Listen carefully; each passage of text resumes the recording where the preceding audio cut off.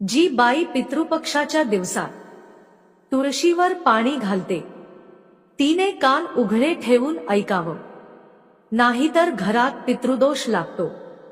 ज्या स्त्रिया पितृपक्षात तुळशीला पाणी घालतात त्यांनी कान उघडे ठेवून ऐकावं, नाहीतर त्यांच्या एका चुकीमुळे नवरा रस्त्यावर येऊ शकतो आणि संपूर्ण कुटुंबावर संकटांचं ओझं कोसळू शकतं. आज आपण अशा विषयावर बोलणार आहोत ज्यामुळे तुमच्या अंगावर काटा येईल. कारण पितृपक्ष म्हणजेच श्राद्धाचे दिवस हे पूर्णपणे आपल्या पितरांसाठी असतात. प्रत्येक व्यक्ती आपल्या पितरांच्या आत्म्याला शांती मिळावी म्हणून काही ना काही करतो. कोणी दान करतो, कोणी तर्पण करतो, तर कोणी विविध उपाय करतो. पण तुम्ही कधी विचार केला आहे का की पितृपक्षाच्या या 16 दिवसात तुळशीला पाणी घालणं सकारात्मक आहे की नकारात्मक? भारतीय घरात तुळशीचं झाड असणं सामान्य आहे आणि रोजच्या रोज बहुतेक स्त्रिया तुळशीला पाणी घालतात आणि संध्याकाळी दिवा लावतात. पण जेव्हा हे 16 दिवस चालू असतात, जे फक्त पितरांसाठी असतात, तेव्हा तुळशीला पाणी घालावं का नाही? कोणत्या गोष्टींची काळजी घ्यावी लागते याची संपूर्ण माहिती आज या व्हिडिओत दिली जाणार आहे. जर तुम्ही ही इच्छिता की तुमचे पितर तुमच्यावर प्रसन्न राहावे, तर या व्हिडिओला लाईक करा आणि कमेंटमध्ये जय पितृदेव जरूर लिहा. कारण ही केवळ एक धार्मिक कृती नाही, तर तुमच्या आयुष्यात सकारात्मक किंवा नकारात्मक परिणाम घडवू शकणारी गोष्ट आहे. या व्हिडिओमध्ये आम्ही सविस्तर सांगणार आहोत की जर एखादी महिला पितृपक्षात तुळशीला पाणी घालते तर तिच्या जीवनात कोणते चमत्कारिक बदल होतात आणि कोणत्या अडचणी तिच्यासमोर उभ्या राहू शकतात. कारण अनेक वेळा आपण नकळत अशा कृती करतो ज्या कधी फायद्याच्या तर कधी नुकसानकारक ठरतात. आधी आपण सकारात्मक बाजू पाहूया. जर पितृपक्षात एखादी महिला तुळशीच्या झाडाला पाणी घालते तर तिच्या जीवनात काय सकारात्मक बदल होतात? तुळशीला आपल्या धर्मात मातेसमान स्थान दिलं गेलं आहे. पितृपक्षात तुळशीला पाणी अर्पण केल्याने पितरांच्या आत्म्याला शांती मिळते. जेव्हा स्त्री श्रद्धेने तुळशीला पाणी घालते तेव्हा घरामध्ये एक दिव्य ऊर्जा निर्माण होते जी नकारात्मक शक्तींना दूर करते. सकाळी आंघोळ करून तुळशीला पाणी अर्पण केल्यावर घरात सकारात्मक लहरींचं वातावरण तयार होतं. बऱ्याचदा असं पाहण्यात आलं आहे की ज्या घरांमध्ये पितृपक्षाच्या काळात तुळशीची पूजा केली जाते त्या घरात लक्ष्मीचा वास असतो. पैसा सतत येत राहतो, घरातील कर्ता कधीच कंगाल होत नाही. व्यवसाय, उत्पन्न, संधी सर्व काही उत्तम चालतं. संततीच्या शिक्षणात अडथळे दूर होतात. पती पत्नीमधील प्रेम वृद्धिंगत होतं. कधी कधी तर ज्या घरात वर्षानुवर्षे संतती नाही आणि उपचार करूनही यश मिळत नाही, तिथे पितृपक्षात तुळशीला श्रद्धेने पाणी घातल्यावर संतती प्राप्तीची शक्यता निर्माण होते. मातृत्वाचा आशीर्वाद मिळतो आणि घरातील पोट भरायला सुरुवात होते. पण प्रत्येक नाण्याला 2 बाजू असतात. आता आम्ही तुम्हाला सांगणार आहोत की जर ही पूजा किंवा कृती चुकीच्या पद्धतीने केली गेली तर त्याचे फारच भयानक परिणाम होऊ शकतात. कारण आपण हे सगळं करतो आपले पितर प्रसन्न होण्यासाठी. पण जर विधी चुकीचा झाला तर त्यांचा कोप ओढवून घेतला जातो. जर तुळशीला चुकीच्या वेळेस चुकीच्या पद्धतीने पाणी अर्पण केलं तर ते पितरांना रोष आणू शकतं.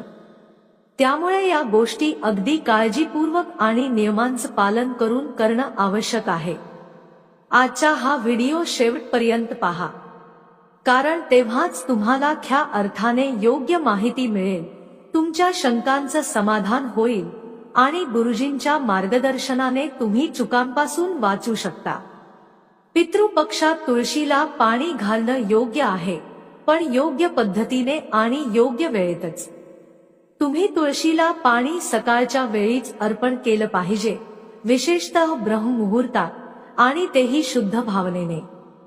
तुळशीला दुपारी किंवा संध्याकाळी पाणी अर्पण करू नका. कान उघडे ठेवून ही गोष्ट लक्षात ठेवा, नाहीतर मोठ्या संकटात सापडू शकता. पितृपक्षाच्या 16 दिवसात तुम्ही तुळशीला पाणी अर्पण करू शकता, पण फक्त सकाळच्या वेळेसच. दुपारी किंवा संध्याकाळी तुळशीला पाणी घालणे टाळा, कारण त्याने फायदा होण्याऐवजी अधिक नुकसान होऊ शकते.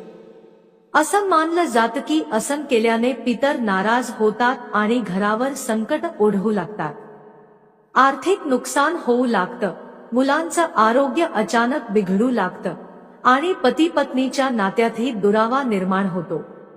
म्हणून जर तुम्ही दररोज तुळशीला पाणी अर्पण करत असाल तर ही गोष्ट लक्षात ठेवा की पितृपक्षात किंवा कोणत्याही दिवशी फक्त सकाळीच हे करावं, दुपारी किंवा संध्याकाळी नाही. नाहीतर तुम्ही चांगलं करायचा प्रयत्न करत असाल पण त्याचा उलट परिणाम होईल. यासोबतच तुळशीला पाणी अर्पण करताना स्त्री शुद्ध असावी. हे कार्य अशुद्ध अवस्थेत केल्यास पितरांना दुःख पोहोचतं. काही स्त्रिया स्वच्छतेची काळजी घेत नाहीत. सकाळी उठून आंघोळ धुवण करता तुळशीला पाणी घालतात. हे सुद्धा अडचणींना निमंत्रण देतं. याचा परिणाम असा होतो की घरात कलह, मानसिक तणाव, त्रास सुरू होतो. एक अत्यंत महत्त्वाची गोष्ट म्हणजे जेव्हा तुम्ही पितृपक्षात तुळशीला पाणी अर्पण करता तेव्हा तुमच्या मनात श्रद्धा असणं आवश्यक आहे. तुमचं भाव चांगलं असायला हवं. जर तुम्ही तुळशीला फक्त एक सामान्य झाड समजून जबाबदारी समजता फॉर्मॅलिटी म्हणून पाणी घालत असाल तर तुम्हाला त्याचा शुभ परिणाम मिळणार नाही. ही गोष्ट लक्षात ठेवा. जर तुम्ही ही गोष्ट समजून घेतली नाही तर पितृपक्षात भयंकर संकटांना सामोरं जावं लागू शकतं. फक्त दिखाव्यासाठी धार्मिक क्रिया करणे अजिबात योग्य नाही.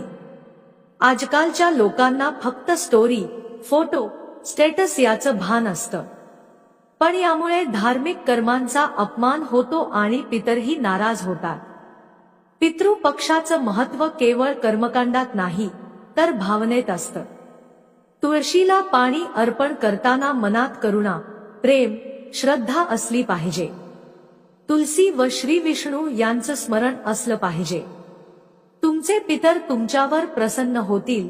त्यांच्या कृपेमुळे घरात समृद्धी, सौख्य, संततीचं आरोग्य आणि मानसिक शांतता नांदेल. काही कथांमध्ये असं म्हटलं गेलं आहे की एका स्त्रीनं पितृपक्षात पूर्ण नियमांनुसार तुळशीला पाणी अर्पण केलं तर तिच्या पिढ्यांचंही उद्धार झालं आणि अचानक तिच्या घरात इतका वैभव, इतका पैसा आला की मोजणंही कठीण झालं. इतकी संपत्ती मिळाली की ती सांभाळणं कठीण झालं. तुम्हीही हे सगळं मिळवू शकता, पण तुमचे हेतू पवित्र असले पाहिजे. मनात कपट, दोगलापण किंवा कुणाविषयी आकर्षण नको. तुळशी आणि पितर यांच्याशी पूर्ण श्रद्धेने मन जोडलेलं पाहिजे. एक महत्त्वाची गोष्ट, जेव्हा एखादी स्त्री तुळशीला पाणी अर्पण करते आणि मनातल्या मनात पितरांशी प्रार्थना करते तेव्हा ती प्रार्थना थेट पितरांपर्यंत पोहोचते. तुळशीला पाणी अर्पण करताना आपली मनोकामना मनातल्या मनात जरूर द्या. ती मनोकामना पितरांपर्यंत पोहोचते आणि ती लवकरच पूर्ण होते. त्यांचा आशीर्वाद तुमचं संपूर्ण जीवन बदलून टाकू शकतं. पण जर पाणी घालून लगेचच ती स्त्री अशुद्ध वागणूक देत असेल, उगाच वाईट शब्द वापरत असेल, इतरांची निंदा करत असेल, घरात कलह माजवत असेल, तर यामुळेही तुळशीचा अपमान होतो. तुम्ही एकीकडे धार्मिक कर्म करताय आणि दुसरीकडे लोकांना दुखावताय, बेईमानी करताय, तर पितर नाराज होतील. तुळशी एक सामान्य झाड नाही, ती देवी लक्ष्मी व भगवान विष्णूचा प्रतीक आहे. म्हणून पितृपक्षात तुळशीला पाणी अर्पण करताना स्त्रियांनी विशेष सावधगिरी बाळगली पाहिजे. गुरुजी तुम्हाला 2 ते 3 अत्यंत महत्त्वाच्या सावधगिरीच्या गोष्टी सांगत आहेत. जर तुम्ही त्या लक्षात घेतल्या नाहीत तर तुम्ही मोठ्या संकटात सापडू शकता. एक छोटीशी चूक तुमच्यावर भयंकर पितृदोष आणू शकते. जर चुकून संध्याकाळी किंवा दिवा लावताना तुळशीवर पाणी चढलं तर समजून घ्या की काही ना काही अडचण येणारच.